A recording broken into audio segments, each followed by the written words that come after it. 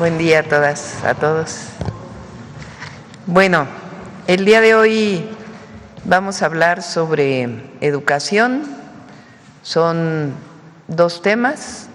Uno, dos decretos que saldrán publicados más tarde, el día de hoy, en el Diario Oficial de la Federación o el día de mañana, pero hoy los firmamos, que son los acuerdos que tomé con las y los maestros, con todas y todos, para, por un lado, facilitar la movilidad de las y los maestros en el marco de la UCICAM, en lo que discutimos escuela por escuela los cambios que se requieren para desaparecer UCICAM.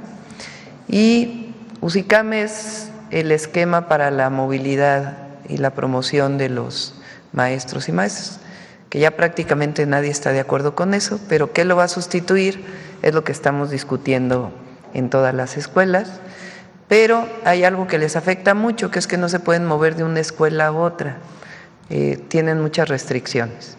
Entonces, desde el 15 de mayo me comprometí a hacer este cambio y el día de hoy Mario lo va a explicar y se va a publicar en el Diario Oficial. Y el otro es la disminución de la edad de jubilación para todos aquellos que están en el 10º transitorio, que también se publicará a más tardar el día de mañana y que Mario también lo va a explicar. Y por otro lado, los avances en la educación media superior, particularmente de las nuevas escuelas que van a existir este año y cuál es el plan hacia adelante.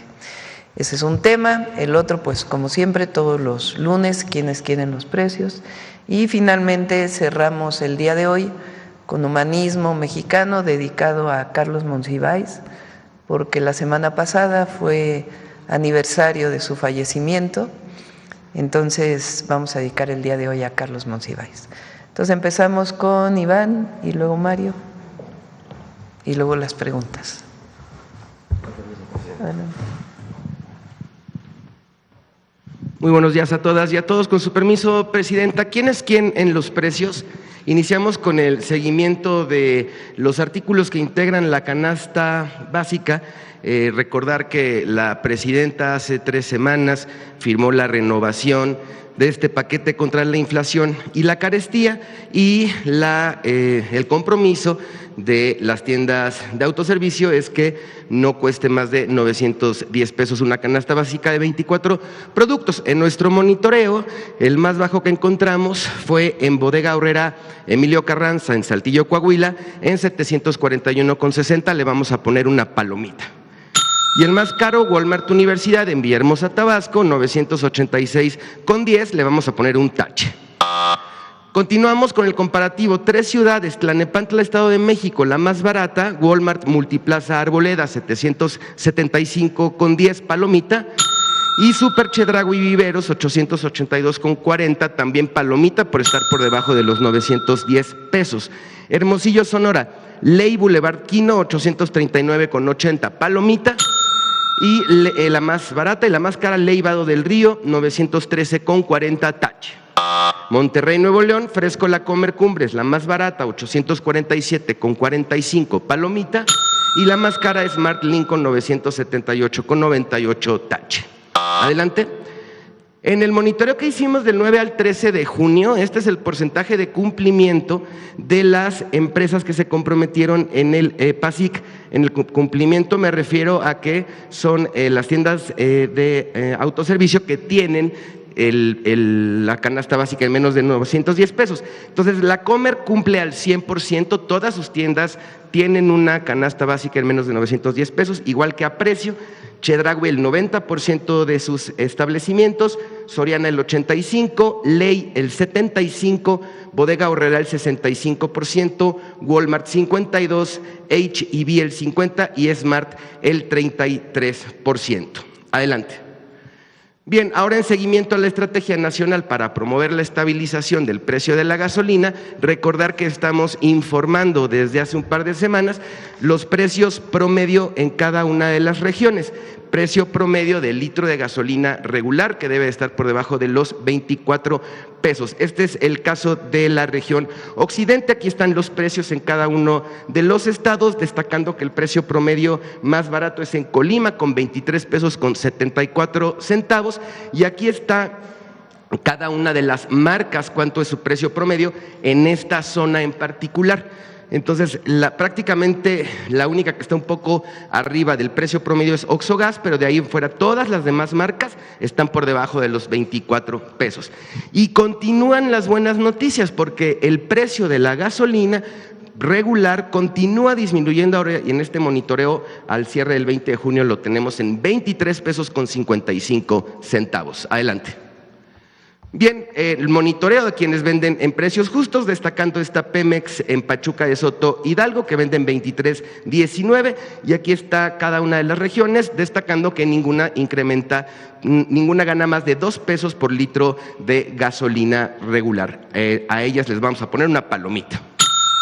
Continuamos con las que se siguen volando la verdad con los precios, y encontramos esta Petro 7 en Saltillo, Coahuila, que venden 24.99 con un margen de ganancia de 2 pesos con 70 centavos por cada litro, y aquí está en cada una de las regiones. Les vamos a poner un tache. Adelante. Bien, tenemos, ahora ya se están acercando las vacaciones. Tenemos módulos fijos de atención Profeco en el Aeropuerto Benito Juárez, en las 2 terminales, en el Felipe Ángeles, en Tulum, en Cancún y en Guadalajara, y estamos inaugurando. Estos son módulos fijos nuevos en Toluca, Tijuana y Monterrey. Así es que a todas las personas consumidoras que utilizan avión como medio de transporte, si tuvieran algún problema con demoras, con cancelaciones, maletas perdidas, se pueden acercar a estos módulos, y estamos estrenando en semanas anteriores estos 3 módulos. Adelante. Muy bien, estos son los resultados que nos comparte la Asociación Mexicana de Ventas Online del Hot Sale, que fue del 26 de mayo al 3 de junio. Participaron más de 700 marcas, tuvieron más de 1,000 millones de impactos en medios tradicionales y digitales.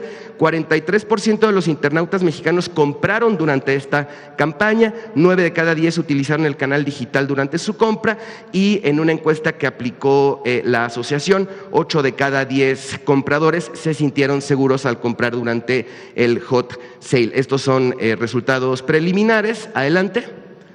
Y por parte de Profeco se recibieron únicamente 21 llamadas y correos en las personas que compraron en esta campaña. Vamos a seguir monitoreando porque se acercan las fechas de entrega, entonces vamos a estar revisando, invitar a todas las personas consumidores que participaron en esta campaña, si tuvieran algún problema, que nos busquen y de inmediato los vamos a atender. Adelante. Finalizamos con los consejos Profeco de la semana. 1, si comparas precios entre establecimientos, puedes ahorrar hasta 244 pesos en tu canasta básica. 2, sigue disminuyendo el precio del litro de la gasolina regular, está en 23.55.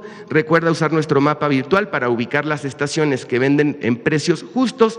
3, estamos estrenando módulos de atención en los aeropuertos de Toluca, Tijuana y Monterrey. 4, la Asociación Mexicana de Ventas Online nos informó que durante el Hot Sale se tuvieron buenos resultados. Pocas personas consumidoras solicitaron asesoría a la Procuraduría.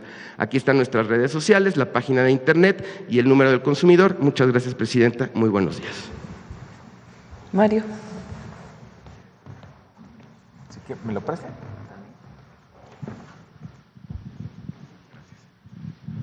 Buenos días a todos, Presidenta, con su permiso. Vamos a informar sobre los 2 decretos que planteó la Presidenta, pero antes muy rápido informar a todas y todos, y Presidenta, de la consulta que usted ordenó escuela por escuela. Adelante. Decirle que ya se realizó el 30 de mayo en el Consejo Técnico. Adelante, fue un proceso de deliberación colectiva entre las y los maestros, fueron 16 reactivos. Adelante, y tenemos algunos primeros resultados. Lo bueno es que el número de participantes, 96.974 escuelas participaron y nos mandaron sus resultados, sus deliberaciones, 30,000 de escuelas multigrado para un total de 127.778 escuelas. Es un muy buen número de participantes y fue en la 7ª sesión del Consejo Técnico el 30 de mayo. Las escuelas que no hayan participado, que no hayan contestado, podrán hacerlo en la sesión del Consejo Técnico del próximo 27 de junio. Adelante. Algunos resultados muy rápido. Adelante. Se les preguntó qué consideras lo más importante, pon en orden de prelación, qué factores consideras en los procesos de admisión, promoción y reconocimiento. ¿Qué dicen los maestros y las maestras en los procesos de admisión? ¿Qué es importante?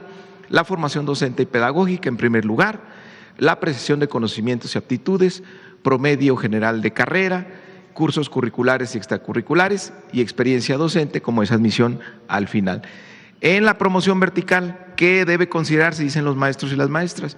Reconocimiento de conocimientos y aptitudes, antigüedad, reconocimiento al buen desempeño, estudios de posgrado, experiencia y tiempo de trabajo en regiones en condiciones de vulnerabilidad.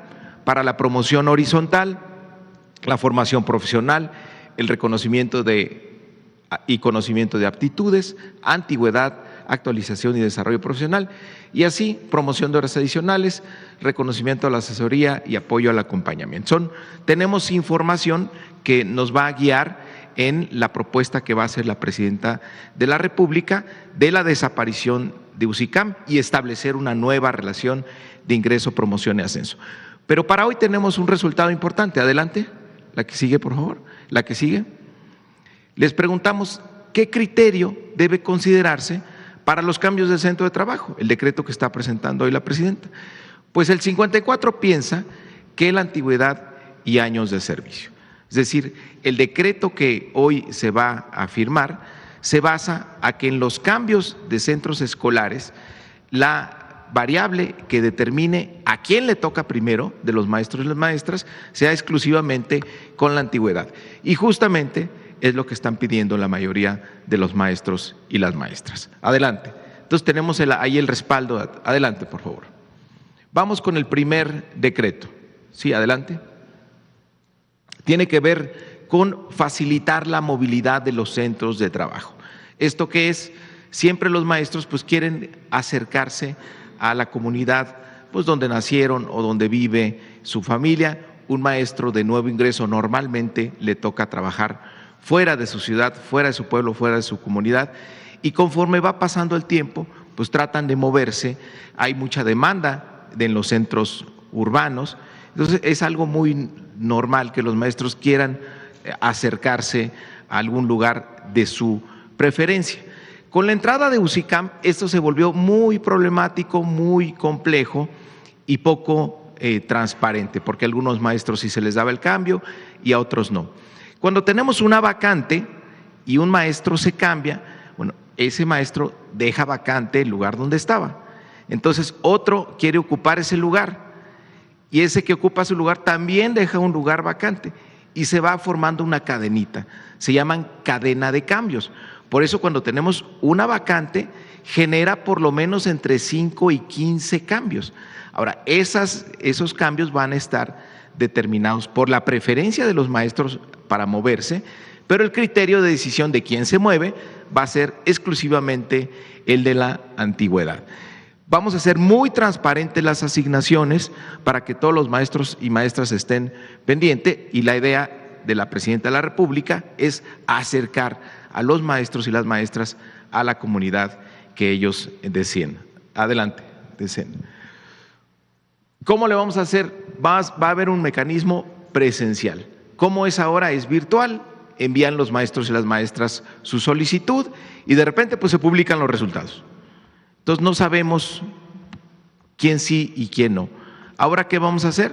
Se van a poner cuáles son las vacancias, cuáles son las plazas vacantes, en dónde están ubicadas. Se van a recibir todas las solicitudes de los maestros y las maestras y públicamente se van a procesar. Estos son los maestros que quieren ir a esta vacante y estos son sus años de antigüedad. Y ahí en un evento público, nivel por nivel, se va a ir haciendo esta cadena de cambios, se van a ir haciendo estas asignaciones. Es transparencia total. No va a haber ninguna restricción a la hora de recibir las solicitudes, es decir, no hay filtro. Los que se quieran cambiar, que presenten su solicitud. E insisto, el único factor que decide es la antigüedad. Adelante. También les vamos a pedir a los maestros y las maestras que estén al pendiente de que todas las vacantes se sometan a este procedimiento. Es decir, que no se quede por ahí una plaza, que no se pase este procedimiento y de repente tenga una asignación diferente. Y para ello le vamos a dar a la representación sindical la participación durante todo el proceso, desde la emisión de la convocatoria hasta la ejecución de la misma en el evento público que estamos planteando.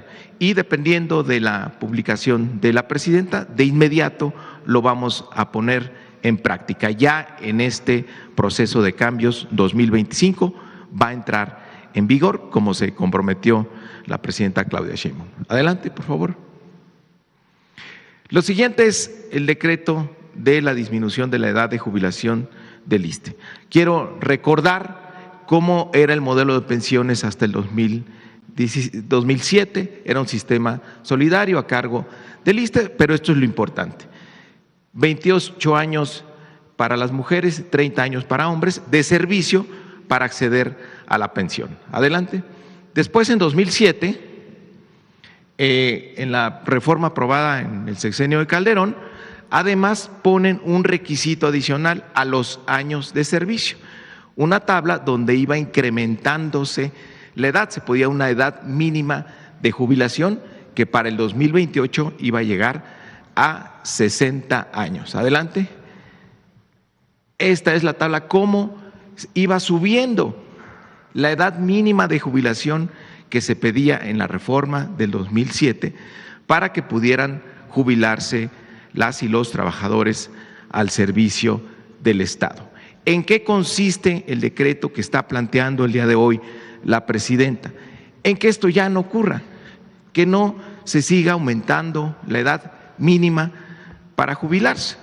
Incluso el decreto que hoy se plantea es el más importante, es el único que toca este tema de las edades desde que se aprobó en 2007, desde 18 años. Adelante, desde hace 18 años. Entonces, ¿cómo va a quedar? En resumen, se va a reducir la edad mínima de jubilación en una tabla que será publicada en el decreto para que llegue a 53 años para mujeres en el 2034 y 55 para hombres igual en el 2034. Comparado con lo que dice actualmente la ley, ¿cómo estaríamos en el 2028? 58 años para mujeres, 60 años para hombres. Comparen aquí el impacto de la reforma. Es decir, las mujeres, en lugar de esperar a cumplir 58 años para jubilarse, podrán jubilarse a los 53. Y en el caso de los hombres, en lugar de esperar a cumplir 60 años, van a estar en 55. Es un beneficio muy importante, va a beneficiar una buena cantidad de trabajadores y trabajadoras, pero hay que decirlo también, tiene un costo fiscal muy importante. En esta administración, el costo de esta medida supera los 36,000 millones de pesos. ¿Pero no traes la tabla de reducción por ahí? No, se la debo, presidenta, para poder hacer el comparativo directo de cómo va disminuyendo. Regresen la siguiente. La que viene en el decreto. Ah, bueno, ahí está. No, es que aquí hacen magia. La piensa uno y la ejecutan de inmediato. Aquí está el comparativo. Fíjense, ¿cómo está actualmente? Está en 58 años para hombres, 56 para mujeres. La presidenta había anunciado desde marzo, dijo, paren esto, se congela, ya no va a subir. Del 26 al 27 estaba contemplado que subía un año más, la edad mínima, subía a 59 para hombres y a 57 para mujeres, pero ya con el decreto se queda en 58, ya no sube, y en 56 para mujeres. Ahora, del 28 al 30 iba a subir otro año, iba a subir hasta 60 años. Se queda, no solo no sube, sino que baja a 57. Y para mujeres iba a subir a 58, pero ahora va a bajar a 55. Y no se queda ahí, sigue bajando la edad. Del 31 al 33 va a bajar, aquí ya era 60-60, ¿no? Pero va a bajar a 56 y a 55 en el 34. Y aquí lo mismo, baja de 55 hasta 53. Aquí este 60, este 60. Ahí está el comparativo de cómo beneficia a las y los trabajadores y revierte esta injusticia de haber puesto un requisito adicional a los años de servicio, que fue la edad mínima de jubilación de la reforma de Calderón en 2007. Entonces, esto es una reversión a esa reforma en beneficio de los derechos de los trabajadores y trabajadoras. Adelante. Regresa un poco. ¿Dónde está esa? Entonces, en resumen, es esto, ¿no? Es cómo van a disminuir las edades. Adelante. Bueno, y por último, informarles rápidamente, Presidenta, cómo vamos en las construcciones. Ya arrancamos obras en 14 planteles y en este mes de julio vamos a arrancar las que nos faltan. Son las nuevas preparatorias, los nuevos bachilleratos, una inversión de 1,215 millones de pesos. Hay 2 planteles que están terminados, que ya venían construyéndose. El de Tecámac y el de Reynosa están listos para iniciar el siguiente ciclo escolar, son completamente nuevos y van a entrar ya dentro del sistema de bachillerato nacional que ha anunciado la presidenta. Estos son 18,000 nuevos lugares para que nadie se quede sin estudiar en las entidades que están ahí señaladas. Adelante. Tenemos también la ampliación de bachilleratos que tienen mucha demanda actualmente y que tienen espacio para poder crecer. Son 33 acciones, son 33 obras, ya iniciamos en 7 planteles y están por iniciarse en otros 22. Son 8,910 lugares nuevos. Algunos planteles que no tenían turno vespertino y que tienen mucha demanda, vamos a tener turno vespertino. Es el caso de Tijuana y Tlaxcala. En Tijuana tenemos ya 2 bachilleratos que solo tenían turno matutino, van a tener turno vespertino a partir del siguiente ciclo escolar, y lo mismo en el caso de Tlaxcala. Ahí ya no hay que hacer, la inversión en infraestructura será mínima, pero se ampliarán el número de espacios. Adelante. Y después, la presidenta detectó que había muchas secundarias que no eran utilizadas en las tardes. ¿Y dónde están los jóvenes que se quedan sin preparatoria? Pues donde están las secundarias. Cuando terminan la secundaria, entonces se aprovecha esa infraestructura, hay una inversión para reconvertirlas y que en las tardes puedan ser preparatorias. Eso es optimizar la utilización de la infraestructura educativa. Son 35 reconversiones, una inversión de 759.5 millones de pesos.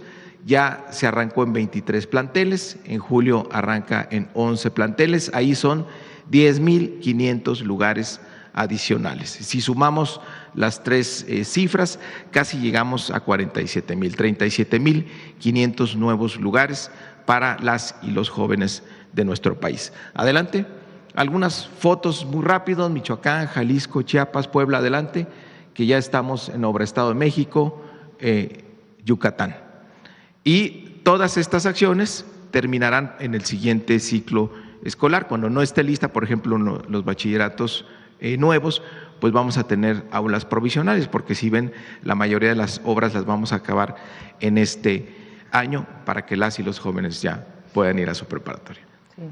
A ver, regrésate para ver las tres formas de ampliación del bachillerato. Los mapas. Son 20,000 estudiantes por los nuevos. Atrás. Son 18,000 estudiantes de los 20 nuevos planteles de bachillerato, más la que sigue. 8,910 más 10,500. Son prácticamente 37,500 nuevos lugares para este año nada más, para educación media superior. Gracias, Mario. Muchas gracias. Sí. La idea es que en algunos empiecen en agosto y si no, ya iniciarían a mediados del ciclo, puede ser, y después ya se incorporan en agosto del 2026. Bueno, a ver, importante entonces, recuerden que el 15 de mayo anuncié 3 temas muy importantes para las maestras y los maestros. Uno, el aumento salarial del 9% y un 1% más a partir de septiembre. Todas las maestras y maestros van a ver reflejado el 9% de aumento salarial entre salario y prestaciones a partir del 1 de julio. Va a ser retroactivo al 1 de enero. Ya lo van a recibir el 1 de julio. Segundo, un cambio en la manera en que pueden moverse de una escuela a otra, mientras hacemos el cambio del UCICAM famoso o de la UCICAM famosa. Entonces, un cambio en el esquema de movilidad se publica el día de hoy. Y la tercera, que fue parte de lo que se dialogó también con la CENTE, no solamente se congela la edad de jubilación de los que no entraron a cuentas individuales, sino que se va a ir disminuyendo a partir del 2028. Este es un acuerdo que tomamos y el día de hoy va a salir publicado. Es importante para todos los que nos escuchan que tienen que cumplir las maestras y los maestros 30 años en el caso de hombres de haber trabajado como maestras y maestros y 28 años en el caso de mujeres. Lo que estaba pasando es que aunque cumplieran 30 años, cada año o cada 2 años aumentaba la edad de jubilación. Ahora no solo se congela, sino que disminuye hasta el 2034. Esa es la tercera mejora para las maestras y los maestros. Ahora, para cómo vamos a cambiar la UCICAM, no solo va a ser por reuniones de consejo técnico, nos vamos a ir presencialmente escuela por escuela. La propuesta que se va a presentar va a salir de las maestras y de los maestros, no de la Presidenta de la República. Si nos llevamos un año más, nos llevamos un año más, pero tiene que salir de asambleas, de discusión de las propias maestras y maestros, presencial en las escuelas, para que no haya ningún problema después de que no fue tomada en cuenta ninguna opinión, ninguna posición. Eso que salga desde abajo, eso es lo que va a ser la propuesta para el cambio relacionado con la promoción de los maestros. Bueno, ese es uno, y la otra son 37,000 nuevos lugares para educación media superior y va a ir aumentando cada año. Van a ser más de 100,000 lugares durante todo el sexenio para aumentar el número de preparatorias para las y los jóvenes en nuestro país, además de los 330,000 espacios para educación superior, que ya también lo vamos a presentar en las siguientes mañaneras. Bueno, pues esa es la información. Antes de pasar a las preguntas, les voy a pasar unas fotografías del trabajo de la Defensa y la Marina en los lugares que fueron afectados por el huracán Erika.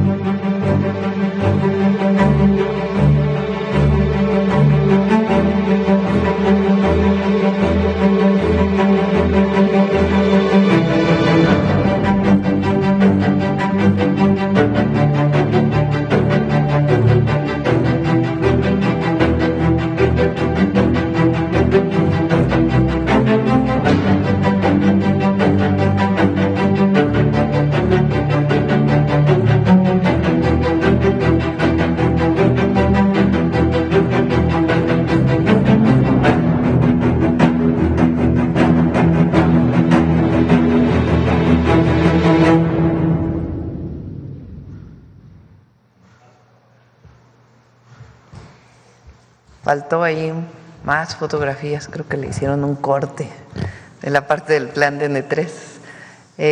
No, muchas gracias al Ejército Mexicano, a la Secretaría de la Defensa Nacional, a la Secretaría de Marina. Estuvimos el viernes en Corralero, se quedó allá Leti Ramírez en Pinotepa Nacional coordinando los esfuerzos junto con Laura Velázquez. De inmediato, cuando llegamos con el helicóptero de defensa, porque no se podía llegar por tierra, pues se tomaron las medidas. Son principalmente poblaciones aisladas las que sufrieron mayor problema. Esta es una zona principalmente de población afromexicana, muchas de ellas muy pobres, y de inmediato se desplegó el trabajo del plan de N3, del Ejército, de la Marina, de Secretaría de Infraestructura, Comunicaciones y Transportes, y realmente pues nuestro agradecimiento siempre, porque fue muy importante este trabajo. Son grandes instituciones que tiene el Estado mexicano. Bueno, ahora sí vamos a las preguntas. Ahora estrenamos, vean, no solo vamos a preguntar primera fila, vamos a ir para atrás. A ver, vamos a ver a alguien que no haya preguntado. A ver, vamos aquí atrás, ahí. Gracias, Presidenta. Ernesto Ledesma, de Rompeviento TV. Presidenta, el año pasado, en el mes de octubre, después de las secuelas del huracán John, estuvimos viniendo acá a la mañanera para ver si se podía atender la montaña de Guerrero. No tuve oportunidad de preguntar y dejé una lista aquí con todas las poblaciones y el tipo de afectaciones que tenía cada población. Bajaron los comisariados de las montañas, llegaron a Tlapa, se hizo una sistematización y se puso comunidad por comunidad cuáles eran las afectaciones y nunca se les atendió. Estuvimos regresando a la montaña, filmamos, publicamos reportajes. ¿Dices el huracán? El huracán John el año pasado. John. Sí, y lo traigo a cuenta porque ahora con el huracán Eric ya hay otra vez destrozos en los caminos. Pero en los caminos de la montaña, sí, se está haciendo ahora un trabajo muy importante, inclusive varios puentes en Guerrero que fueron afectados por el huracán John. Se hizo un primer trabajo desde el año pasado y ahora con los recursos ya del 2025 y las licitaciones se está haciendo un trabajo mayor. Incluso va a haber una conectividad entre la Mixteca de Oaxaca y la montaña de Guerrero, una conectividad que nunca ha habido. Es una nueva carretera que va a permitir pues mucho mayor comunicación de distintas comunidades. Mire, Presidenta, lo que valdría la pena es que verifiquen eso. Está llegando los informes del Centro de Derechos Humanos de la Montaña, Tlachinolan, y sí, siguen las afectaciones. La Secretaría de Comunicaciones y Transportes lo que le notificó a los comuneros es que no tenían el suficiente presupuesto para arreglar los caminos que iban de Tlapa a Metlatónoc o a Cochuapa el Grande. A ver si nos pasa, que les mande Jesús la carretera nueva que se va a hacer. O sea, todas las carreteras, toda la intervención en la montaña y en la Mixteca, por favor. Que nos mande esa parte, de hecho me la mandó el viernes por ahí. Bueno, ese es un tema. Nunca entendimos por qué no se les envió ni siquiera una botella de agua, porque no podía ni siquiera hervir el agua, porque estaba todo mojado. Y entregamos aquí en comunicación. Pero, a ver, es que se hizo un censo de todas las comunidades Sabemos del censo. Sí, y fueron muchos recursos que se dieron de manera directa. Si hay alguna comunidad que no fue atendida, se atiende, pero esta idea de que no se atendió a nadie no es correcta. No, pero yo no estoy los servidores de la nación pues fueron casa por casa haciendo el censo. Si hay alguna comunidad que no fue atendida, pues se atiende. Mire, para no entrar ahí en debate de que si usted está diciendo que se atendió a todas y que acaso algunos casos no, se quedó aquí un listado en comunicación y ahí lo tienen con una base de datos muy amplia y extensa para verificar ese. Lo que se hace es que de ahí se va a hacer un censo. Se hace el censo y de ahí se ven las afectaciones de cada hogar y ahí se dan los apoyos de acuerdo a las afectaciones. Y en el caso de las carreteras, a ver si nos pasan ahora el planito para que se conozca todas las intervenciones. Con Jesús Esteban. Bueno, solo le pediría si pueden revisar ese listado que se quedó aquí en comunicación, aquí lo entregamos. Segundo tema, Presidenta, es el tema del genocidio que hay contra el pueblo palestino. Le han preguntado en algunas ocasiones, usted ha dicho, bueno, nosotros pues manifestamos la paz y la no intervención. ¿Ha hecho usted declaraciones, por ejemplo, sobre el gobierno de Javier Milei o sobre el gobierno de Perú? Se ha también he hecho declaraciones sobre eso. Dije que condenamos la agresión y también dije que México tiene una política exterior muy definida, más allá de la opinión de la presidenta. Y nosotros tenemos que ceñirnos a la política exterior establecida en la Constitución. Esa política exterior tiene principios básicos que fueron los mismos que publiqué el día de ayer para el caso del bombardeo que hubo en Irán y el conflicto en el Medio Oriente. Todos los presidentes de México, desde el presidente López Obrador hasta si nos vamos para atrás, tienen que ceñirse a una política exterior. Hay algunos que han sido más entreguistas que otros y en nuestro caso siempre vamos a defender nuestra soberanía. Pero el marco de actuación de la presidenta de México tiene que ver con la Constitución de la República y con lo que ha sido los lineamientos de la política exterior de México. Y en ese sentido está perfectamente establecido en los principios de política exterior, en el artículo 89 constitucional, en el inciso 10º. Y sobre eso tenemos que nosotros ceñirnos, porque así está marcado en la Constitución. Sí, pero acá no estamos hablando de una guerra, estamos hablando de un genocidio.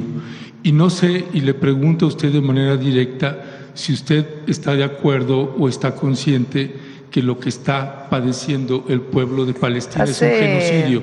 Es un genocidio. Hace cerca de, no sé, varios años, yo publiqué una carta en La Jornada con mi pensamiento en aquella época. Ahora nos tenemos que ceñir a la política exterior de México, que es la búsqueda de la paz, siempre. Si ustedes escuchan en la última de las declaraciones que hizo el presidente López Obrador, creo que fue abril del 2024, es muy parecido a lo que estamos diciendo ahora. Y desde entonces ya estaba esta situación. Entonces nosotros nos tenemos que ceñir a la política exterior y a lo que dice claramente la Constitución de la República. Como presidenta de México… ¿Eso le impide reconocer que es un genocidio? Como presidenta de México, lo que tenemos que hacer siempre es en el marco de la Constitución y siempre la búsqueda de la paz. México tiene que ser factor de paz siempre y ese es el marco en el que tiene que moverse la presidenta de la República y todo aquel que sea presidente de la República. En ese marco se movió el presidente López Obrador y en ese marco tenemos que movernos. ¿No señalar un genocidio es promover la paz? Bueno, ya lo contesté. Estamos hablando de que condenamos lo que pasó, lo he dicho varias veces, lo que está pasando, pero que nuestra posición como presidenta de la República tiene que ser en el marco de la Constitución. Así lo hizo también el presidente López Obrador y así tiene que ser en el marco de la Constitución. Ok, esa es su respuesta, lo entiendo. Presidenta, el tercer tema que quiero abordar… ¿Por qué no pones ya tienes las carreteras?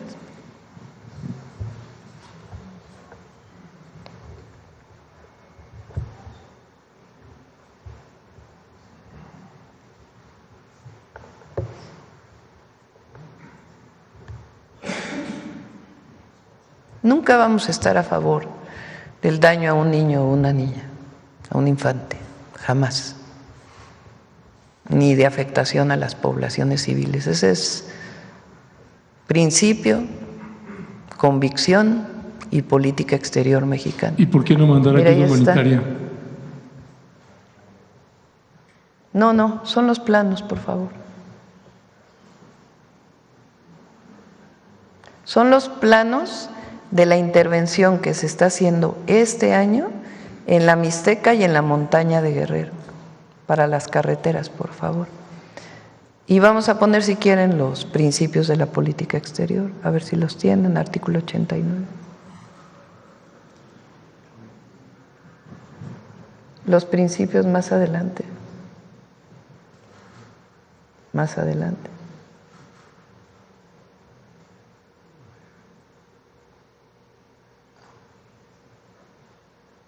Más adelante, por favor. Son los principios de política exterior.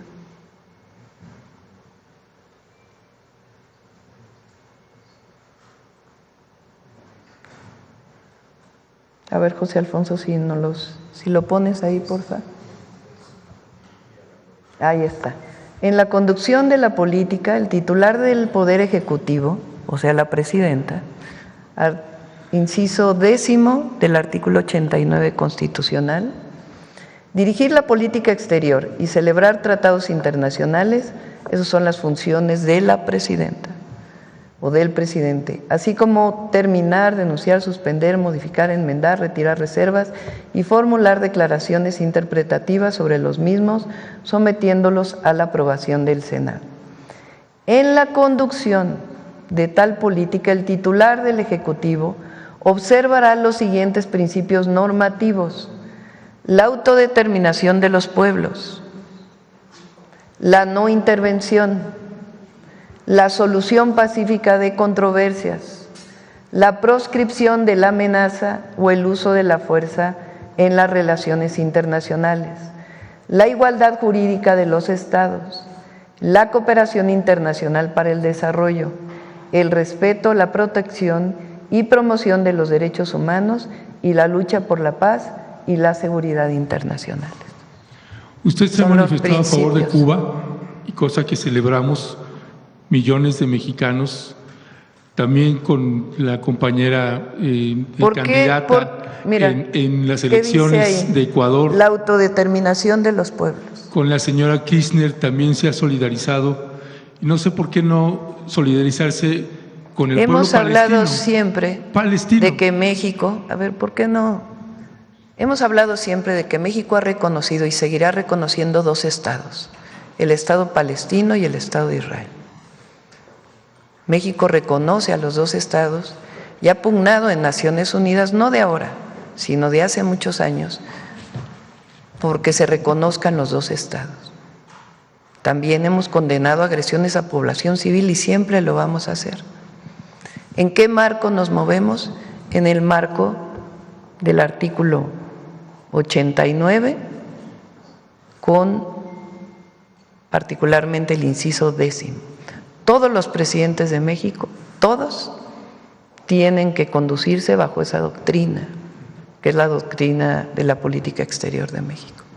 Ok, disculpe, Presidenta, sí. Nada más es un genocidio y esa es su decisión. Presidenta, pasando al tema, el tercer tema que quería abordar es sobre el Plan México, el acuerdo y convenio que el Gobierno de México está haciendo con las empresas mineras. El secretario de Economía, Marcelo Ebrard, publicó este pasado 18 de junio en su red social: de acuerdo a las instrucciones de la presidenta Sheinbaum, se da inicio a una nueva etapa de la minería mexicana orientada a reducir la dependencia en minerales y proteger la economía nacional. El presidente Andrés Manuel López Obrador, antes de salir, envió una propuesta de reforma de ley para que se prohibiera la minería a cielo abierto. Esto ya se echó para atrás, ya no se va a votar eso, desconocemos por qué el cambio de decisión. Yo creo que sería muy bueno que escucharas las mañaneras. Las escucho todos los días, sí. Fíjate que eso lo dije como 2 semanas después de que entramos al gobierno. Dije que esa iniciativa tenía problemas porque prohibir, y lo platiqué en su momento con el presidente López Obrador, cualquier minería a cielo abierto implicaba prohibir, por ejemplo, minas de arena para la construcción o las minas salinas, que hay minería para sal. Es decir, distintas actividades relacionadas con la minería a cielo abierto que si se prohibiera por completo, pues no permitiría la explotación de ciertos recursos. Eso lo dije, lo he dicho más varias veces. 2, no se va a dar ninguna nueva concesión.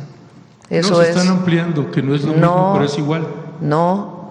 No hay nuevas concesiones de minería. No son nuevas, están ampliando. No hay nuevas concesiones de minería. Y la minería que existe actualmente, la secretaria de Semarnat, Alicia Bárcenas, está trabajando de manera muy importante para resolver el problema que todavía existe de contaminación de jales de distintas mineras. Entonces, no va a haber ninguna nueva concesión. La ley o la reforma constitucional, si hubiera pasado como tal, hubiera afectado minería, que es, por ejemplo, minería de litio, que es uno de los objetivos que hemos planteado para la soberanía nacional, pues no hubiera podido desarrollarse en ciertas zonas. Entonces, la minería es una actividad de gran impacto ambiental. En ese sentido, no hay concesiones y las minas que actualmente existen, se revisa su impacto ambiental para ver qué tanto pueden seguirse explotando. En la entrevista que le hacen al jefe de la Unidad de Coordinación de Actividades Extractivas de la Secretaría de Economía, licenciado José Fernando Aboites Saro, él dice: en primer término, debo decir que originalmente provengo del sector de la infraestructura. Cuando llego a esta unidad encuentro todo un tema de distanciamiento entre la autoridad y el sector minero, es decir, de la administración de Andrés Manuel López Obrador, un distanciamiento con el sector minero, por lo que de forma inmediata se establecieron canales de diálogo con los diferentes grupos que conforman esta industria. Por ejemplo, prácticamente todas las semanas hay comunicación con Pedro Rivero, presidente de la Cámara Minera de México, Camimex, y se ha logrado generar una dinámica de interlocución constante. Y aquí viene el punto. Destacan entre los puntos más importantes el tema de los permisos. Virtualmente no había ningún permiso, tanto de la Secretaría de Economía como de la Secretaría de Medio Ambiente y Recursos Naturales, Semarnat o Conagua. Algunos de ellos tenían ya 6 años de antigüedad y eso empezaba a paralizar el sector. No solo de que hubiera nuevas concesiones, sino que las que estaban en operación iban a tener que cerrar. Ya hemos avanzado en ese tema y actualmente se ha liberado una buena cantidad de permisos en Semarnat. Pero no son permisos para nueva minería. La gran mayoría de esos permisos es importante porque tú estás queriendo poner como que nosotros ahora vamos a promover la minería a cielo abierto en todo el país. No. Sí, lo estás queriendo insinuar. No, entonces, porque me interrumpe, presidenta, y no puedo terminar. Por eso, pero es importante comentar porque ¿qué se ha abierto de los permisos? Por ejemplo, resolución de permisos para cómo se manejan los jales de las minas. Lo puede venir a explicar Alicia Bárcenas con todo detalle. Eso es parte de lo que es importante que porque se tiene que hacer, porque no es que haya parado la minería en México, sigue la minería en México. El tema es que tanto se abre la minería a cielo abierto, que es una de las actividades que mayor afectaciones ambientales tiene, no solo en el país, sino en el mundo entero. Entonces, ¿hasta dónde se limita? Y algunos permisos que tenían que ver con actividades que se realizan actualmente en las minas para poder mejorar los impactos ambientales de las minas actuales. Eso es lo que ha estado trabajando Semarnat. Mire, usted dice que yo estoy planteando solo el tema de minería a cielo abierto, y ese era uno de los temas, pero no solo es ese tema. Mire, la Secretaría de Economía y Camimex señalan: prohibir la minería a cielo abierto no solo afecta a la industria, sino que provocaría una contracción del menos 1% en la economía nacional. Estas son las declaraciones de quien considero la mejor secretaria de Economía que hemos tenido en México, la secretaria Raquel Buenrostro, en la administración del presidente López Obrador. El sector de la minería en México prácticamente no paga impuestos en proporción a sus ingresos totales y es una de las industrias con más corrupción relacionadas con las regulaciones de la Secretaría de Economía. En el 2021, la producción en minería alcanzó 16.680 millones de dólares. Los grandes contribuyentes pagan 2.4% de sus ingresos totales. Nosotros, que estamos asalariados, pagamos entre un 30 y un 35%, y las mineras pagan el 0.002% de sus ingresos totales, dijo en ese entonces la secretaria de Economía, y que también había sido la titular del Servicio de Administración Tributaria. Usted, en el proyecto de Nación, en los 100 compromisos, en el numeral 87, señala: no se van a otorgar más concesiones de minería a cielo abierto, se evaluarán aquellas que tienen concesión siempre que haya reconocimiento de la población y no tengan impactos ambientales. No se va a permitir la explotación de hidrocarburos a partir del fracking. Yo le plantearía o le pediría, Presidenta, ¿cuál es el convenio que está haciendo con el Plan México, el Gobierno de México, que firmó Marcelo Ebrard y que se ven las firmas que lo está haciendo en las imágenes? Si lo pueden presentar completo, ¿cuál es el acuerdo que han hecho con Grupo México?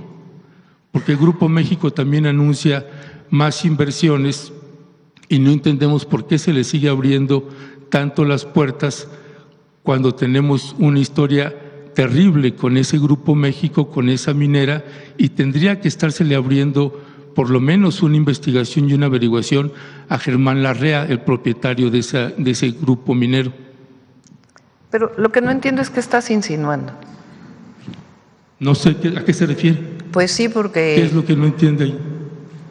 O sea, ¿qué insinúas? ¿Que estamos haciendo algo distinto a lo que hemos dicho? Sí. Pues no. Bueno, presenten cuál es el proyecto. Sí, se presenta, no tiene ningún problema. A ver, ¿por qué es importante? Porque tú estás como generando una idea de que estamos mintiendo. Yo nunca le voy a mentir al pueblo de México, nunca. Y si llegara a cambiar yo de opinión, lo plantearía abiertamente por alguna consideración que tuviera. Pero nunca vamos a mentir ni esconder, jamás. Entonces, si estás insinuando que estamos escondiendo y estamos mintiendo, estás equivocado. Entonces, ¿qué estamos planteando para la minería? Actualmente hay concesiones de la minería. Requieren permisos para su misma operación, porque los permisos no es que se den una sola vez y ya después dejan de darse. Son permisos que tienen que ver con ubicación de jales, con tratamiento de agua, con muchas otras cosas relacionadas con la actividad minera actual. Entonces, había algunos permisos que no se habían dado y que eran necesarios darlos para garantizar que en efecto no hay por lo menos menores impactos ambientales de los que había en su momento. Entonces, ese es uno. Dos, en el caso de que siga la actividad minera, pues tiene, en las concesiones que actualmente existe, tiene que revisarse a profundidad si es factible o no es factible. Por ejemplo, te pongo un ejemplo, el litio. ¿Es importante que México produzca litio? Yo creo que sí, para eso se nacionalizó el litio. ¿Cómo es la explotación del litio, en particular en Sonora, en lugares con arcilla? Pues resulta que es minería a cielo abierto. Entonces, requiere un impacto ambiental particular para poder explotar el litio. Por ejemplo, si vamos a seguir construyendo trenes, pues se requieren bancos de materiales para la construcción de esos trenes. ¿Cómo son los bancos de materiales? ¿Cómo se extraen los bancos de materiales del balasto de los trenes? Con minería a cielo abierto. ¿En dónde se tiene que hacer? Pues en donde sea factible, con su estudio de impacto ambiental y su aprobación de que después de que se haga el banco de materiales, pues tiene que resarcirse el daño ambiental que se hizo. ¿Qué tipo de minería es? Minería a cielo abierto. Por ejemplo, con Grupo México, en el caso de Sonora, con el daño que hubo en su momento en el río Sonora, se está trabajando para poder garantizar todos los hospitales que se comprometieron en algún principio, para garantizar toda la reparación del daño ambiental que no fue considerada completamente y los montos que tiene que aportar Grupo México. ¿Es bueno eso? Desde mi perspectiva, si se hace bien, las comunidades están de acuerdo y se resuelve el problema, sí. ¿Mintiéndole a la gente? No, sino sencillamente trabajando para que se resuelva el problema del río Sonora, que es indispensable. En otros lugares, en donde hay minas actuales de este grupo o de otros grupos mineros, ¿qué se tiene que hacer si se sigue explotando esa mina a cielo abierto? Pues garantizar que el impacto ambiental esté bien y que se hacen de acuerdo a la normatividad vigente. No hay absolutamente nada que esconder. Y hay algunos materiales indispensables, como por ejemplo el cobre, que tiene impactos ambientales importantes, que ahí donde se esté explotando, pues hay que ver cómo se está explotando y qué mejoras puede haber. Incluso para la propia refinación del cobre, que es una tarea que se debería de hacer en México, y no solamente vender el cobre a China, que le vendemos cobre a China de manera directa, sino que pudiéramos nosotros pues producir los alambres de cobre y todo lo que viene posterior a la explotación del cobre. Entonces, de eso se trata lo que se está planteando con la actividad minera. ¿Por qué no avanzó la reforma constitucional? Pues porque así como estaba escrita, hubiera tenido afectaciones incluso para la construcción en nuestro país por los bancos de arena. Ya. Bueno, a propósito de que usted señala que yo estoy insinuando, yo no estoy insinuando. Lo que estoy planteando, Presidenta, es algo que desconocemos porque no nos han dado la información de qué tipo de arreglos y convenios se están haciendo. No hay arreglos en lo oscurito, en nuestro gobierno no hay arreglos en lo oscurito. Bueno, para los mexicanos son oscuros mientras no sean públicos. No, no hay arreglos en lo oscurito y todo se hace público, no hay ningún problema. Bueno, para cerrar, Presidenta, valdría la pena si pudieran considerar una consulta nacional con respecto de la minería en México, con la regulación que ustedes decidan, pero valdría la pena que consideraran una consulta nacional. La industria minera es la que más asesinados tiene en todo el continente y México es el primer lugar. Por eso creo que valdría la pena tener esos considerandos. A ver si pones las… Mira, estas son las nuevas carreteras que va a haber. Una parte es en la Mixteca y después su colindancia con la montaña de Guerrero. En algunos casos son rehabilitación, en otros modernización y en otros incluso nuevas carreteras. Ya en proceso, Guajuapan de León el tramo Nochistlán a Guajuapa, que fue una de las que nos pidieron cuando estuvimos ahí. 2, Tehuacán, en el límite con Puebla, hacia Oaxaca, en Chazumba y Guajuapan de León. La otra, Putla de Guerrero, Pinotepa Nacional. Y por iniciar están Guajuapan, Mariscala, Tamazola, Silacayuapan. La otra es Guajuapan, Tlacotepec, Justlahuaca,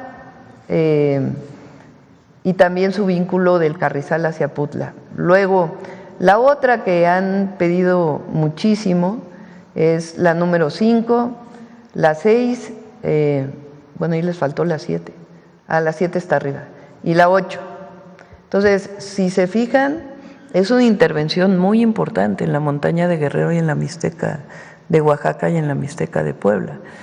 Estas son de las zonas más pobres del país. Y ahora que fuimos, la demanda mayor fue caminos, que se arreglaran los caminos, se mejoraran y algunos nuevos caminos. Y esto va a quedar este año, este mismo año van a quedar todas. Sí.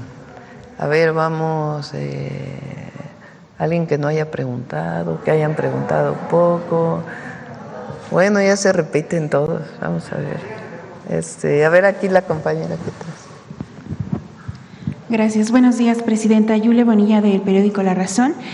Primero, una consulta sobre el tema educativo, si puede contestar también el secretario, aprovechando su presencia, sobre la aplicación de esta prueba inédita al examen de media superior para la UNAM y el Politécnico Nacional. Por acá. Sí, porque ya se concluyó la aplicación del examen.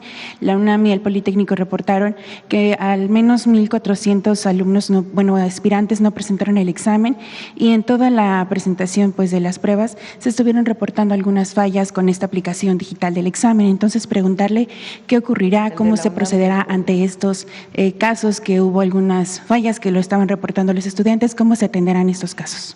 Adelante. Gracias, Presidenta. Primero, recordar que estamos en un esquema diferente. La Presidenta nos instruyó a que termináramos con el examen del Comipems, que era muy injusto que los jóvenes se jugaran su futuro, su destino en un examen. Y abrimos una plataforma diferente, Mi Derecho, Mi Lugar, y el 40% de los inscritos, casi 250,000, decidieron ya a qué preparatoria van sin examen, por asignación directa. Y el Politécnico Nacional y la UNAM realizaron sus exámenes el fin de semana pasado, antepasado y utilizando un software de inteligencia artificial. Por primera vez lo hicieron en la UNAM virtual. El Politécnico ya tenía 2 años de experiencia, y el porcentaje de los alumnos que completaron su examen fue del 99%. Algunas fallas, sobre todo por el tema de la conectividad, lo va a resolver el propio Politécnico y la UNAM, dándole a las y los jóvenes la oportunidad de participar. Pero lo más importante es que una vez que den ellos los resultados, en promedio el 90% de los jóvenes va a quedar entre su primera y segunda opción, algo que no se lograba en Comipems. Y eso tiene que ver con la prepa que está más cercana a su lugar de residencia, o por una preferencia en específico que tienen las y los jóvenes. Pero no los vamos a dejar solos, a los jóvenes les vamos a apoyar para que o puedan hacer el examen o se les dé alguna posibilidad. ¿Se tiene alguna numeralia de cuántos presentaron alguna queja sobre las fallas? Los datos que yo vi tuve el reporte detallado del Politécnico, menos del 0.7% tuvieron algún problema entre los que se inscribieron y efectivamente realizaron el examen. Y en la UNAM son datos parecidos porque se utilizó la misma plataforma en los mismos tiempos. ¿Y va a haber algún tipo de prórroga para aquellos, algunos comentarios o quejas que se presentaron en la jornada?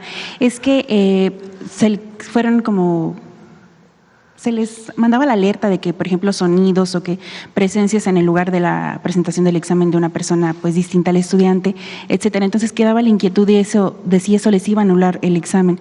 ¿Se van a revisar este tipo de reportes y qué garantía se les va a dar a los alumnos en caso de que haya sido, porque eran situaciones como fuera de su control, ladridos de los perros de los vecinos, etcétera, que viven en una zona muy ruidosa y que les generaba este tipo de inquietudes a los estudiantes?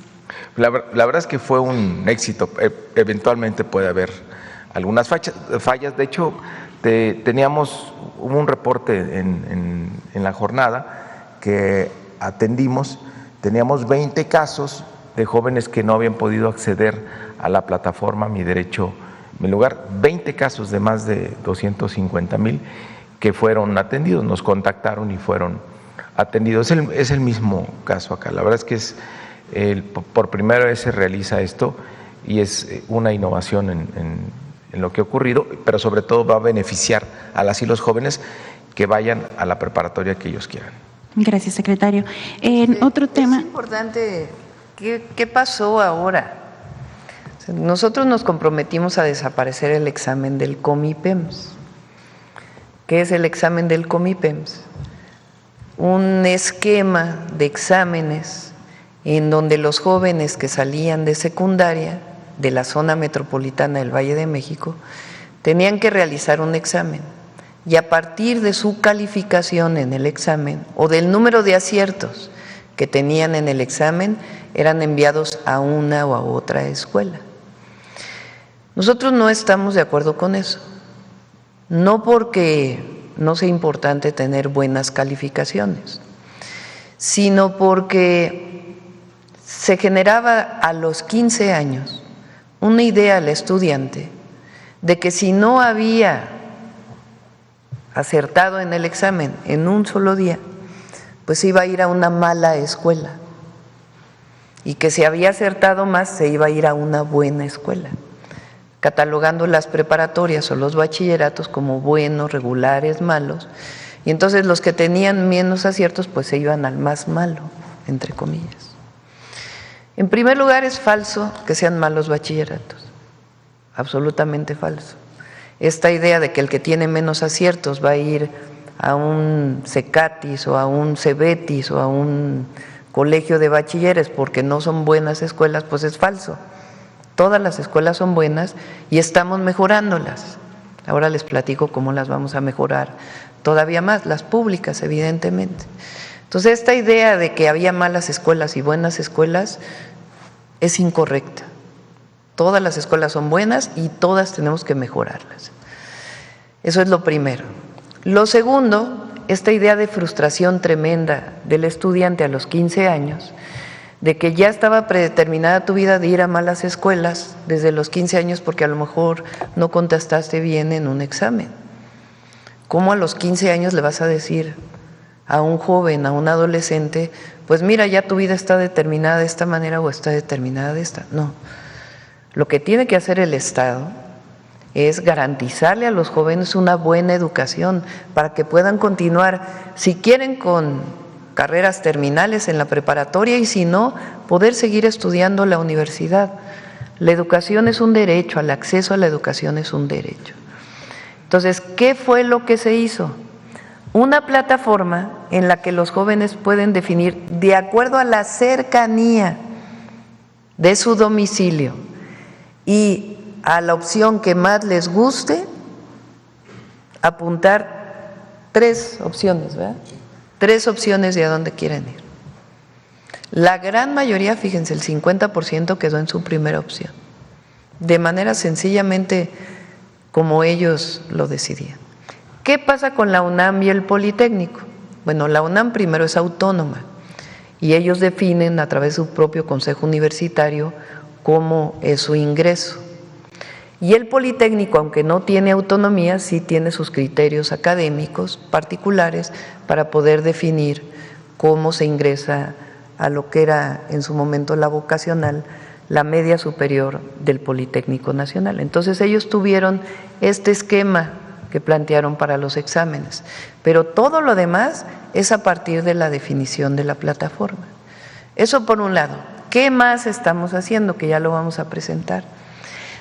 cada tipo de escuela de bachillerato, por ejemplo, colegio de bachilleres, va a tener un padrino o una madrina, por decirlo así.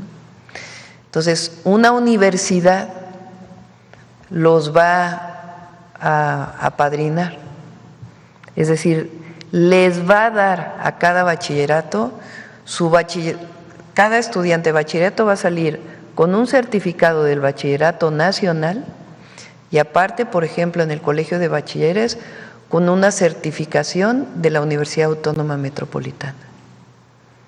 Entonces, eso va a dar pues una mayor capacidad a las escuelas de educación media superior. Lo estamos haciendo en el Valle de México porque ahí teníamos más problemas, pero nos vamos a nivel nacional. Por ejemplo, un CONALEP, el CONALEP, ya sea el Tecnológico Nacional de México o el Politécnico Nacional, por ahí les va a dar también un certificado técnico o un certificado adicional a su certificado de bachillerato. Entonces salen, digamos, con el certificado nacional de bachillerato y además una valoración por parte de una universidad, de una escuela de educación superior. Eso garantiza pues que todas las escuelas son buenas escuelas, cada una con su característica de modelo educativo. Y por otro lado estamos modificando parte de los programas de estudio para hacer mucho más atractivo el bachillerato a los estudiantes. Los estudiantes dejan el bachillerato, el nivel más alto de deserción escolar, aún con la beca, está en el bachillerato. Y nosotros no queremos que se salgan de la escuela, queremos que se queden en la escuela. Y para ello pues tiene que ser mucho más atractiva la escuela, que la pasen bien, que no haya problemas en las escuelas y además pues que tengan esta certificación de una escuela de educación superior. Entonces es un programa integral del bachillerato. Si hubo algún problema en la UNAM y en el Poli con la manera en que están haciendo el nuevo examen, pues ahí está el secretario de Educación Pública para apoyar en lo que se requiera para poder pues garantizarle a todos los estudiantes que tuvieron un buen ingreso. Gracias, presidenta. Sí. Y pasando a temas internacionales. Unos datos sobre esto. Mira, tengo los datos exactos porque informamos el fin de semana. Se inscribieron para hacer el examen 109,266 jóvenes, de los cuales se presentaron 107,790. El 98.65% de los inscritos presentaron el examen, incluyendo 755 aspirantes que reportaron tener una discapacidad, se les dio facilidades para el examen. Y de los que hicieron el examen, solamente se reportaron 97 incidencias, las cuales fueron plenamente identificadas por el sistema, validadas y atendidas. Y hay 50 aspirantes que reportaron fallas en los servicios de luz o del internet del lugar donde se encontraban haciendo su examen y también se les va a dar apoyo con las mesas de soporte. Pero pues es por primera vez, se hacen en línea, se hace de manera conjunta, Poli, UNAM y pues les fue muy bien. Gracias, secretario. Ahora, en otra pregunta, pasando a temas internacionales, presidenta, ayer el presidente de Estados Unidos, Donald Trump, hacía este comentario de que, o insinuación de que se necesitaría un cambio de régimen en Irán. Entonces, a ver su comentario respecto a estas declaraciones y también sobre las dimensiones que podría tener en México o que eso está estimando derivado de este conflicto, pero sobre todo con el cierre del estrecho de Hormuz, que bueno, sabemos que es un ducto por el que pasa combustible, etcétera. Entonces, si nos puede, pues, comentar cuáles son las dimensiones del impacto que se tendría de este lado del país. Primero, soberanía de los pueblos. Esa siempre ha sido la posición de México. Cada pueblo tiene el derecho a decidir su forma de gobierno. Ese es principio de la política exterior de México. Pocos países tienen estos principios de política exterior. Hasta ahora, en términos del precio del petróleo, realmente el incremento es muy poco en los últimos días. México tiene la ventaja, digamos, de que el petróleo que producimos en México ya prácticamente todo se refina en nuestro país. Dos Bocas está funcionando, los dos trenes. Por cierto, hubo una publicación de la Agencia Internacional de Energía muy buena sobre la refinería Dos Bocas. Y ya prácticamente, o sea, ha disminuido mucho la importación de combustibles. Entonces, ahí está avanzando mucho la soberanía energética, entre otras razones por la compra de la refinería en Texas, Deer Park, y por otro lado, pues de la refinería Dos Bocas y el trabajo que se está haciendo en las 6 refinerías que ya existían en nuestro país. Aunque como quiera pudiera llegar a impactar si subiera mucho el precio de las gasolinas, porque nuestra referencia es internacional. En ese caso hay un mecanismo que existe en México para que no suban. De esas 3 se deriva modificación a otras, que es 1, la ley de la Guardia Nacional; 2, la ley del Sistema Nacional de Investigación e Inteligencia o del Sistema Nacional de Investigación e Inteligencia, y la otra es del Secretariado de Seguridad Pública.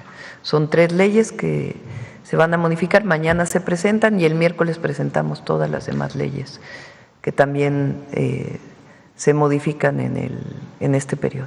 ¿Se mantiene en 20 el número de reformas que se estarían enviando? Sí, van a ser más, porque se está integrando una que tiene que ver con los delfines, la protección de los delfines, que no estaba integrada originalmente. Entonces, si mal no me equivoco, son 22. Ok. Y relativo también al tema legislativo, preguntarle, Presidenta, un tema que publicamos en La Razón la semana pasada sobre los costos de las rentas que están incrementando de manera pues excesiva, al menos aquí en la capital del país.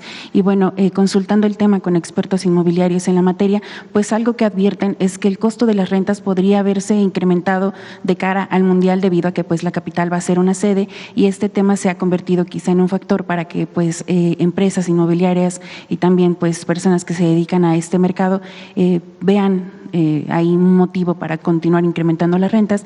Entonces, sabemos que se ha establecido mecanismos en la capital que se supone que son los que dirigen o marcan los lineamientos para el tema de las rentas, pero a pesar de estos, pues se siguen dando costos excesivos. Al menos la estimación aquí en la capital es que en los últimos años ha crecido hasta 50%, y ya hay rentas hasta de 20,000, 30,000 pesos con departamentos que, pues en zonas que quizá no lo ameritarían el costo, ni tampoco las condiciones de la vivienda.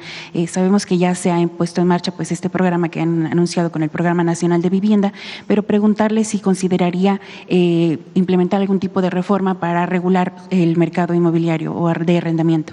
Tiene sus complicaciones la regulación de las rentas. Habría que platicar con la jefa de gobierno, porque finalmente esta legislación le correspondería a la ciudad, no a la federación. Lo que nosotros estamos haciendo pues es el Plan Nacional de Vivienda, que tiene una parte de vivienda, de compra de vivienda, y la otra de vivienda en renta. El objetivo es atender a las poblaciones que menos tienen, particularmente a las que ganan entre 1 y 2 salarios mínimos. Ese es el objetivo del Plan Nacional de Vivienda para el Bienestar. Y eso pues va a ayudar a que haya mejores precios para la compra y también para la renta. Pero lo de la ciudad pues tendríamos que platicarlo con la jefa de gobierno. Y por último, ayer se dio una inundación en el municipio de Naucalpan derivado del desbordamiento. Saber qué atención se le va a dar a la población. Sí, se va a ayudar ahí al presidente municipal y a la gobernadora. Conagua está pues para ver todo lo que tiene que ver con la red de drenaje, y por su parte pues si es necesario algún apoyo adicional, porque el Estado de México va a dar apoyos, pues estaríamos apoyándole.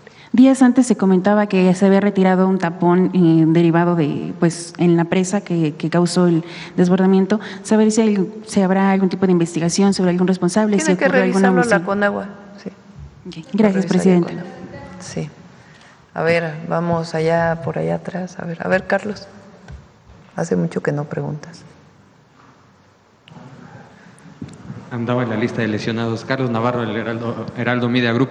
Presidenta, con el aumento salarial, el tema de la jubilación y el UCICAM, ¿qué pendiente tienen ustedes con los maestros de México? Sí, quedamos de seguir discutiendo el tema de la reforma del 2007. El Fondo de Pensiones para el Bienestar, pues es un gran alivio para las maestras y los maestros que se van a jubilar en el régimen de cuentas individuales, porque en caso de ganar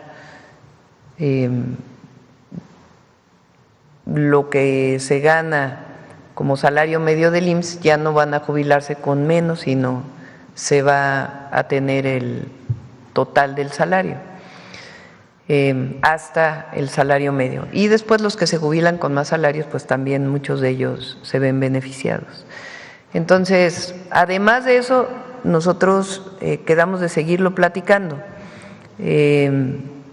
todo pues en el marco de lo que puede destinarse por parte del presupuesto público. Para que tengan una idea, el cambio de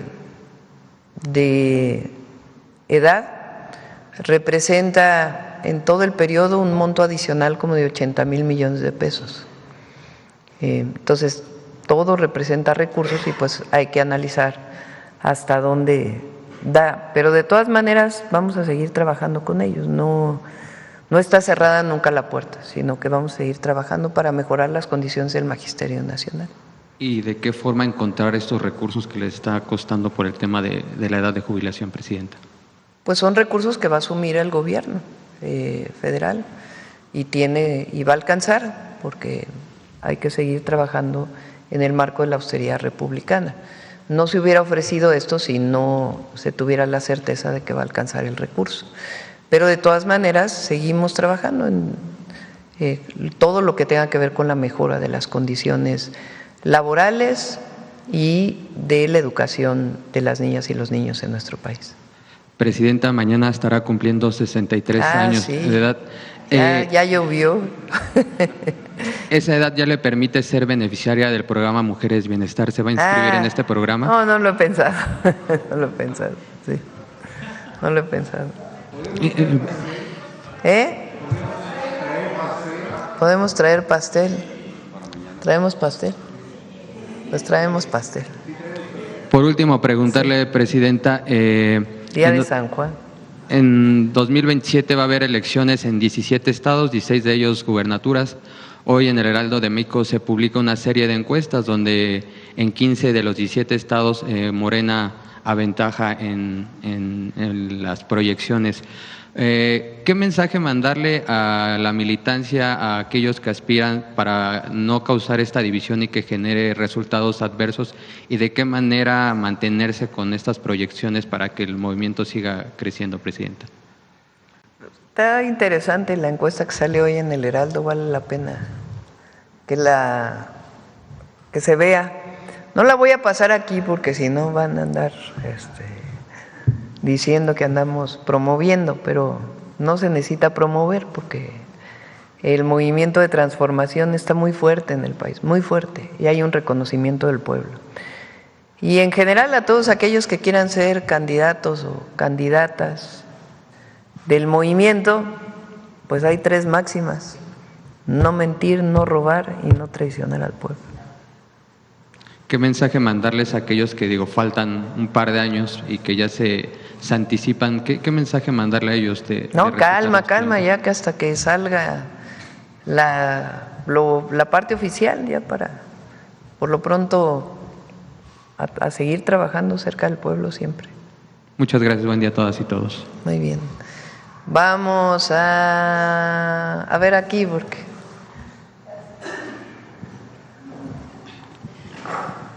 Buenos días, Presidenta, y buenos días, invitados.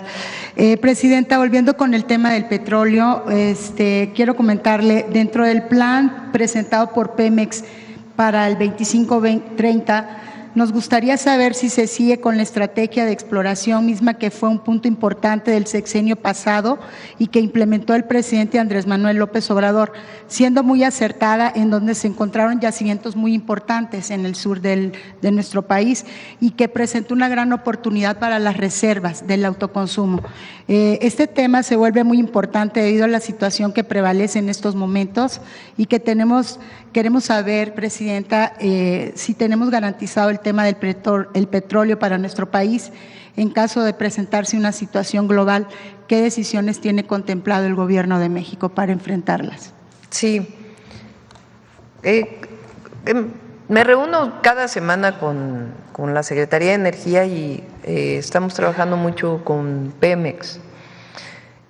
Ha habido transformaciones muy importantes en Pemex derivado de la reforma constitucional y la reforma a las leyes que hacen más eficiente su operación.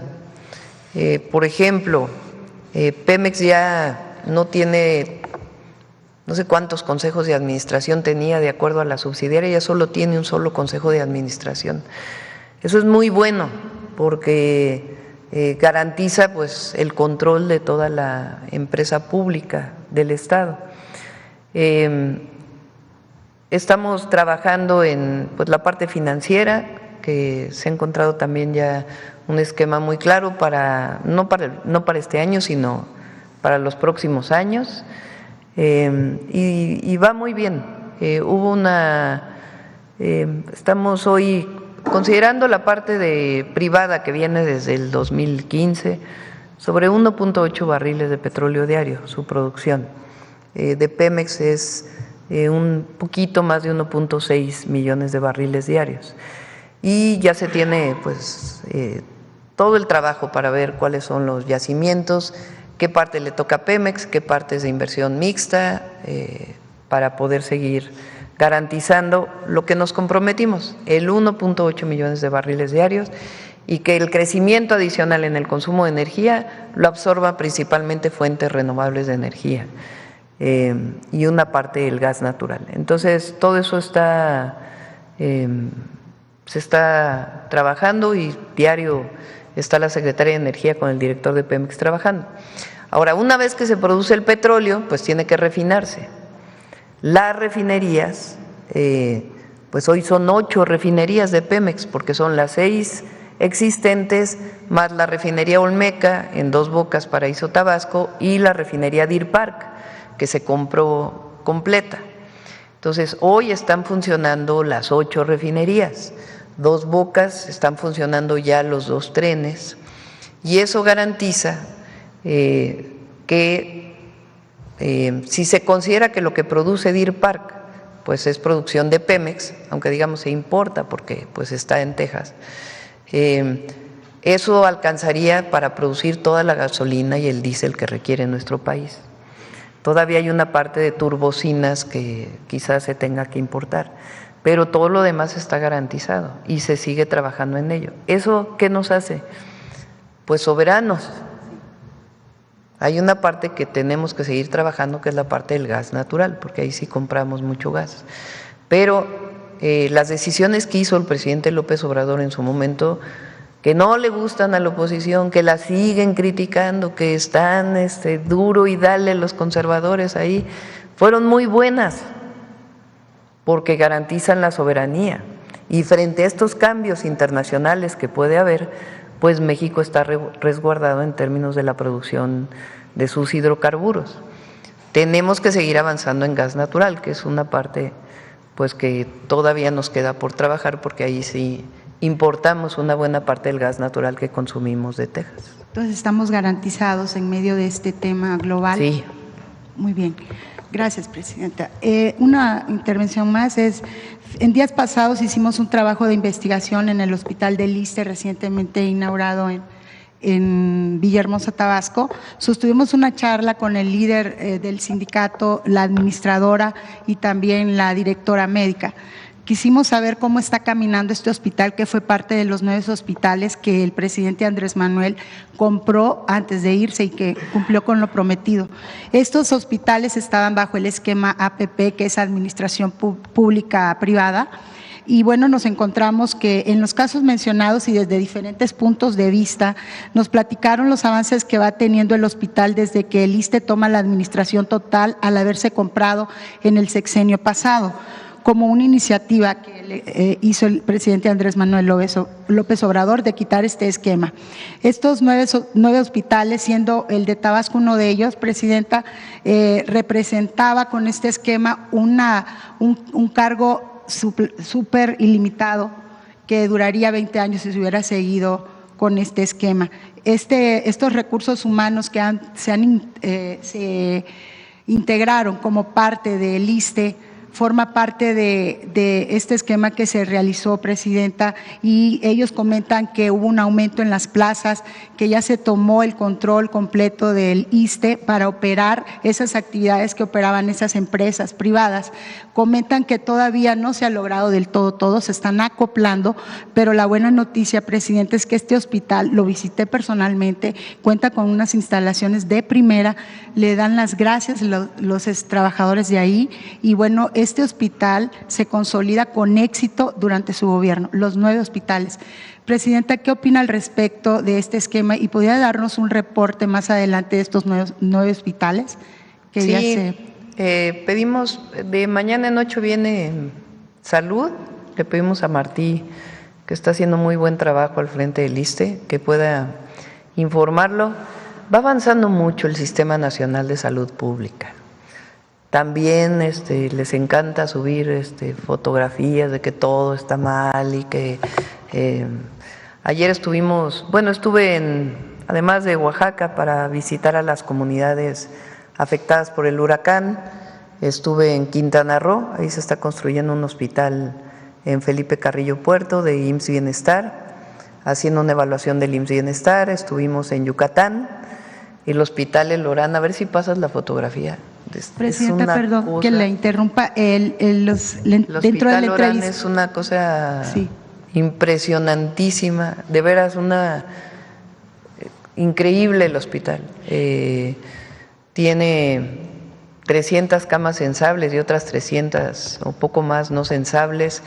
Es algo de primer nivel impresionante, se va a inaugurar este año. Mira nada más. Lo está construyendo la Defensa Nacional, los ingenieros militares. Impresionante, impresionante. Y ahí Yucatán va a entrar al IMSS Bienestar, estamos haciendo ya el plan de trabajo. Y después estuvimos haciendo la valoración en Campeche que durante años estuvo abandonado. En el primer nivel que se entró, o sea, lo que son los centros de salud, ya solo faltan 11 médicos para que abran todos los centros de salud de lunes a domingo. Y en el segundo nivel estamos haciendo inversiones muy importantes de 2 tomógrafos, poniendo en marcha todos los quirófanos, para que este mismo año los hospitales estén en mejores condiciones. Todo esto que inició con el presidente López Obrador, los medicamentos, pues ya conocen, tuvimos el problema de que alguien se quiso pasar de vivo en sobrecosto, se están ahorrando más de 20,000 millones de pesos adicionales, y en julio ya más o menos 2/3 partes está normalizado el abastecimiento, y en julio viene la otra parte. Entonces se va avanzando y vamos a seguir avanzando en lo que es nuestra convicción, y le estamos dando seguimiento personal, y quitar pues todos estos esquemas de privatización que le hicieron mucho daño al sistema de salud. No lo beneficiaron, sino que hicieron muchísimo daño, representaban un gasto enorme, y además pues los servicios no eran buenos. No eran funcionales. Nos comentaban que hasta un platillo de comida y un vasito de agua que daban era carísimo, como ir al mejor restaurante de México. Y bueno, están muy contentos. Nos platicaron que personalmente el licenciado Martí Batres ha estado viendo personalmente el avance de este hospital. Presidenta, cabe señalar que este hospital del ISSSTE en Tabasco hasta goteras tenía, ya era algo terrible, y pues están muy contentos. El acoplamiento ha sido eficiente y pues va caminando. Qué bueno. Que todavía hay cosas que hay que hacer. Le dan las gracias, Presidenta, en nombre de ellos. Gracias. Permiso. Muy bien. Cerramos. Vamos. Sí, Humanismo Mexicano. Con el queridísimo, lo extrañamos, a Carlos Monsiváis. Adelante.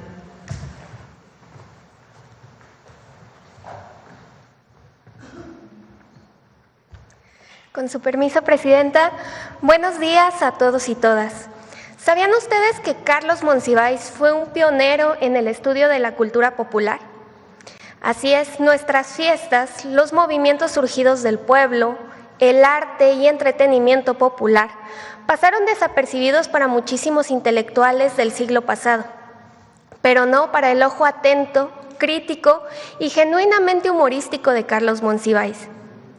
Él supo ver en la cultura de masas la esencia de nuestra sociedad y sabiamente advirtió que la cultura no podía quedar fuera de cualquier proyecto que buscara la verdadera transformación política de nuestro país.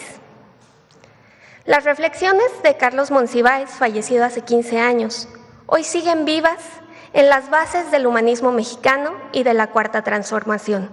Veamos el video, por favor.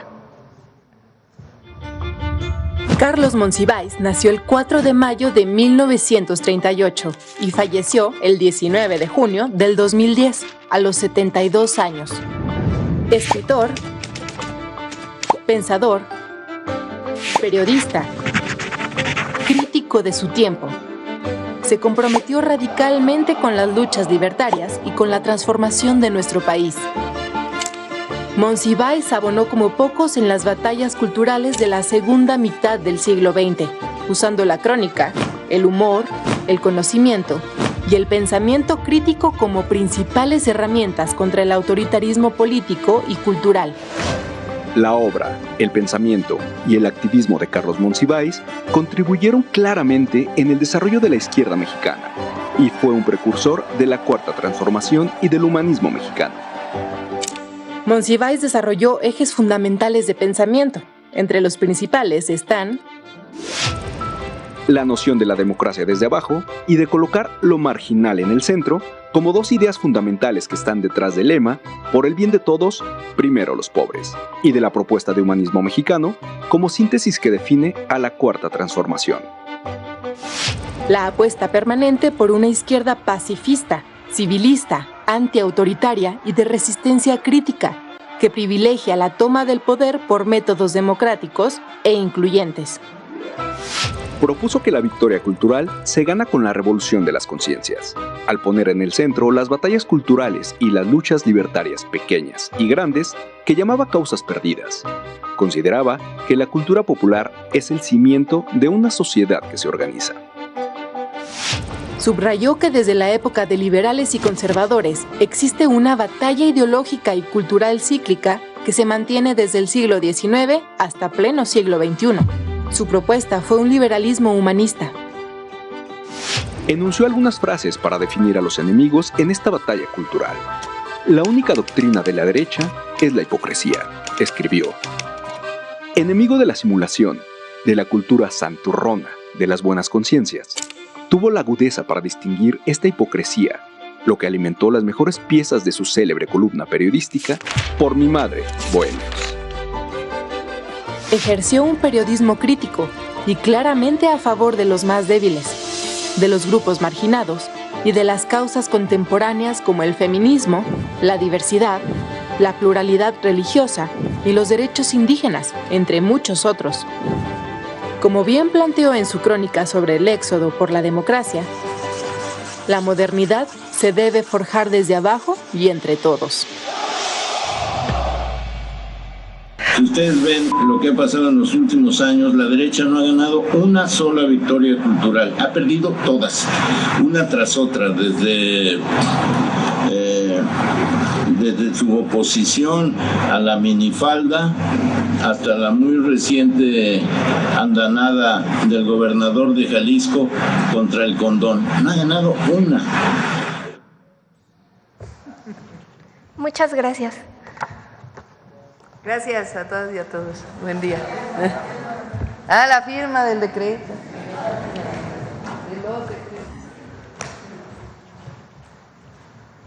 Vénganse.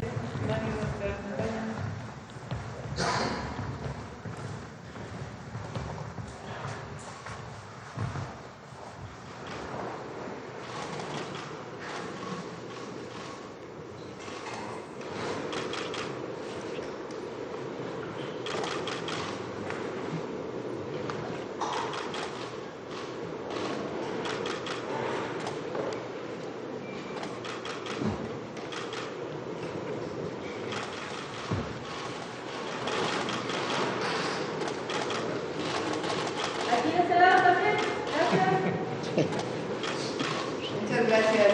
Gracias. Nos vemos mañana.